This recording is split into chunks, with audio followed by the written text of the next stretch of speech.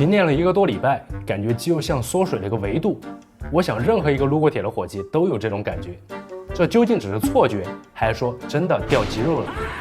遺憾的是，這並不是你的錯覺，但幸運的是，你的寶貝肌肉也並沒有掉。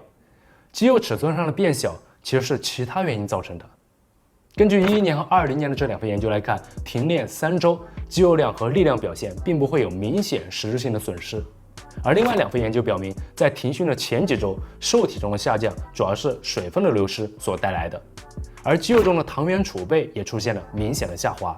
這個我以前也講到過，糖原作為中高強度活動的主要能量來源之一，人體會預儲存300到400克左右，肌肉量越大，運動水平越高的人則會更高。而儲存一份糖原呢，又需要3個水分子，所以當你處在規律訓練的时期，你的肌肉的含水量会很高，這會讓你的肌肉看起來更加的飽滿，更加的充盈。可一旦停訓一段時間，身體就會下調糖原儲備，同時也會流失掉用於儲存糖原的這些水分，肌肉就會干瘪，看起來變小了。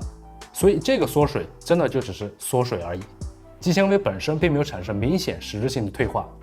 此外，根據2011年這份研究數據來看，3周的停訓，肌肉的最大力量并沒有出現明顯的下滑，甚至对於一些人來說，1-2周的停訓反而能給到神經和肌肉充足的休息，重新訓練也許還會出現最大力量突破的可能性。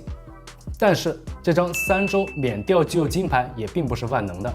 在這期間你需要保持或者增加一些日常活動，來讓身體盡可能的被用到，哪怕只是走走路、搬搬東西這種簡單的活動。但如果你在這期間日常活動量驟減，比如躺平、生病，或者是因為受傷導致某個部位完全不能用，那肌肉還是會掉的，哪怕才過了幾天。那如果你的停訓時間超過了3周，甚至長達幾個月，我們的大腦就會發现，好像現在也並不太需要對抗特別大的外界阻力，所以為了節省能量，它就會一點點的開除掉這些高耗能的肌肉組織。那我們之前通過辛苦訓練得來這身腱子肉就會一點點的退化。那面對這種情況，我們如何去避免掉肌肉，或者是如何維持呢？很遺憾，除了力量訓練，沒有他法。但好消息是，在這期間，你也只需要對肌肉進行少量的刺激，就可以基本維持住肌肉量。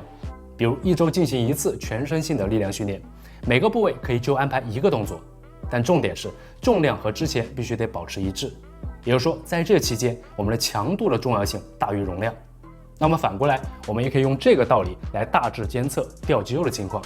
比如說，如果你觀察到這段時間力量出現了下滑的趨勢，那很有可能你的肌肉量也存在一定的流失。